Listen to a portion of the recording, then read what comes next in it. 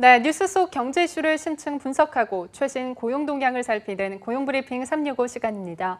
오늘도 강은나래 기자 함께합니다. 안녕하세요. 안녕하세요.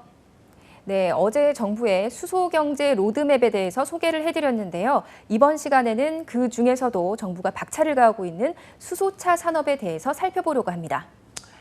네, 어제도 밝혔다시피 정부가 수소경제 활성화 로드맵을 발표하면서 이 수소차를 활성화시키기 위해서 많은 노력을 기울이고 있는 것 같아요. 네, 그렇습니다. 정부는 지난 1월 수소경제 활성화 로드맵을 발표하면서 수소차 보급에 힘쓰겠다 이렇게 밝혔는데요. 누적 생산량이 지난해 1,800대였던 수소차를 2040년까지 620만 대로 늘리겠다는 계획을 밝혔습니다. 참고로 이 중 절반가량은 수출용입니다. 또 2025년까지는 수소차 10만 대 생산 체계를 갖춰서 수소차 가격을 내연 기관차 수준으로 낮추겠다는 게 정부의 목표입니다.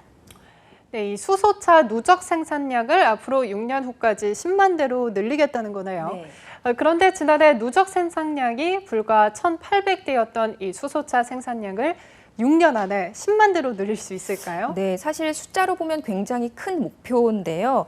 정부는 대중교통을 중심으로 해서 수소차 전환을 확대하고 일단 올해 말까지 수소 승용차 보급량도 6천여 대로 늘린다는 계획입니다. 특히 이번 달부터 수소버스 35대를 7개 주요 도시에 보급할 방침입니다. 경찰버스 같은 일부 공공부문의 버스도 수소버스로 전환하게 되는데요. 이런 방식으로 수소버스를 도입하기 시작하면 2022년까지는 2,000대로, 2040년까지는 4만 대로 늘릴 수 있다는 계산입니다. 수소택시 역시 올해 10대를 시범 도입하고요. 2040년까지는 8만 대로 늘릴 방침인데요. 공공부문에서 쓰레기 수거차나 청소차, 이런 쪽에서도 수소 트럭으로 전환을 해서 차질 없이 진행이 된다면 수소차 보급은 빠르게 증가할 것으로 보입니다. 네, 그런데 이제 문제는 아직 이 수소차의 가격이 상당히 비싼 것으로 아는데 이 부분에 대한 대책은 조금 마련이 돼 있나요? 네, 사실 이게 가장 현실적인 부분인데요. 한때 수소차가 1억 원 정도 할 때도 있었습니다. 그래서 과연 이게 상용화가 될 수 있을까 이런 우려가 나왔었는데요.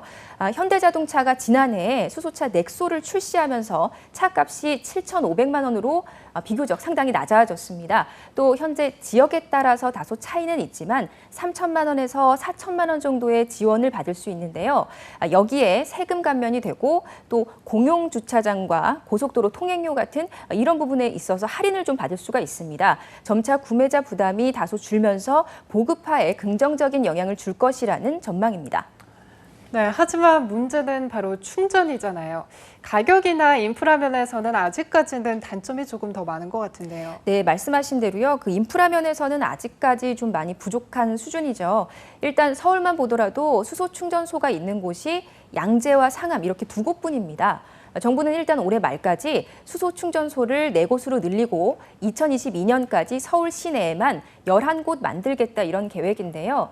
현재 수소 1kg당 7, 8천 원대인 충전 가격도 2030년에는 4,500원 정도로 인하할 수 있을 거라고 이야기합니다. 이 수소 1kg을 충전하면 얼마나 오래 달릴 수 있는 건가요? 네, 좀 많이 궁금하실 텐데요. 예상으로는 50km 정도를 갈 수 있다고 합니다. 현재 충전 가격으로 따져보면요. 가솔린이나 디젤차보다는 좀 저렴한데 전기차보다는 운용비가 좀 비싼 수준입니다. 만약 수소 가격을 2030년까지 절반으로 낮춘다면 전기차와의 연료비 차이도 좀 줄일 수 있을 것 같습니다. 네, 그런데 한때는 정부가 전기차를 보급하겠다며 지금처럼 보조금도 주고 곳곳에 충전소를 마련하며 전기차 보급을 늘리기 위해서 힘썼잖아요. 네, 맞습니다. 그런데 지난해부터 급격하게 이 수소차 보급에 힘을 쓰기 시작을 했어요. 그런데 예산은 물론 잘 나가던 이 전기차 개발과 보급에 제동을 건 게 아닌가 싶은데요. 네, 물론 그런 의견도 있습니다. 현재 전기차는요, 세계적인 트렌드라고 할 수 있는데 벌써 상용화 단계에 근접한 전기차 대신에 이거 갑자기 수소차에 주력을 하면 글로벌 경쟁에서 뒤처지는 게 아니냐 이런 우려죠. 어느 정도 인프라가 마련된 전기차 충전소가 또 쓸모 없어질 수도 있는 거고요. 또 더구나 이제 겨우 양산 단계에 진입한 수소차를 단기간에 상용화하겠다는 건 현실성이 좀 떨어진다 이런 지적도 사실 있습니다. 네, 그런데 이 같은 의견이 나옴에도 불구하고 정부가 수소차에 주력하는 이유는 뭔가요? 네, 사실 그 전기차를 너무 많이 보급을 한다 해도 현재 우리나라 전력 체계로는 좀 감당하기 힘든 측면이 있습니다. 또 수소차는 한 번 충전을 할 때 3분 정도면 충분한데요. 전기차 같은 경우는 초고속 충전이 아닌 이상은 1시간 가까이 걸립니다. 이렇게 봤을 때 효율성 면에서도 확실히 좀 차이가 있죠. 또 세계적인 트렌드가 전기차이긴 하지만 이미 전기차 시장을 선점한 나라들이 있거든요. 우리나라는 수소차라는 블루오션을 겨냥해서 수소차 강국이 되겠다 이런 목표를 세운 겁니다. 하지만 일각의 우려처럼 수소차는 물론 수소경제 시대 진입도 아직 초기 단계입니다. 결국 어떤 정책을 펴든지 가장 중요한 게 꾸준히 밀고 나가는 힘이겠죠. 정부의 뚝심이 친환경 시대를 여는 포문이 되길 기대하는 목소리가 많습니다. 네, 친환경 시대로의 행복 앞으로도 기대해 보겠습니다. 네, 다음은 유용한 경제 용어만을 쏙쏙 골라 소개하는 뉴워드 시간이죠. 네, 요즘 덴마크와 스웨덴, 핀란드 같은 이런 북유럽 국가들 문화가 트렌드로 뜨고 있는데요.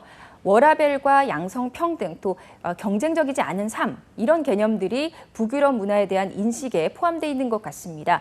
그래서 오늘은 이런 북유럽 문화를 함축적으로 담아낸 용어를 알려드리고자 합니다. 바로 라곰식 소비입니다.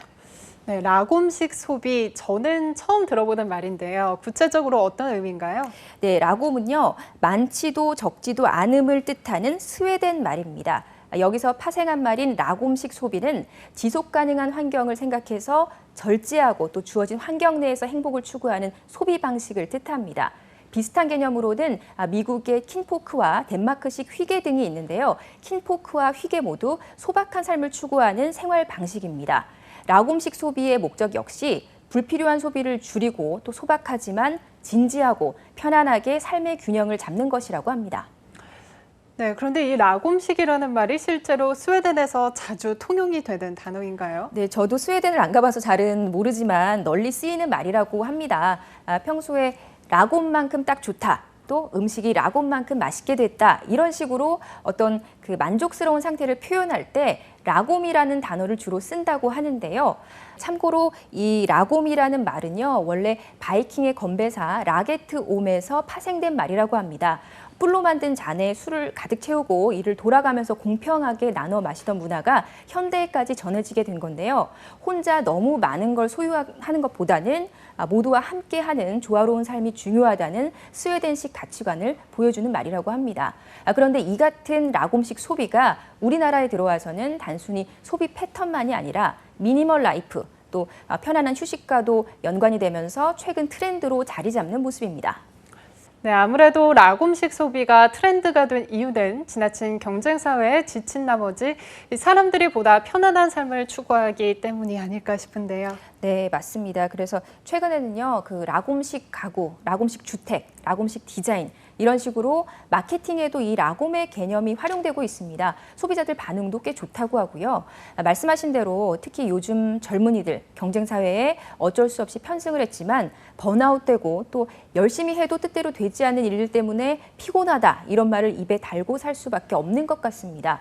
전문가들은 라곰식 소비가 경쟁을 벗어나서 소박한 휴식을 취하고 싶은 현 세대들의 그런 소망을 가장 잘 반영한 현상이라고 분석하고 있습니다.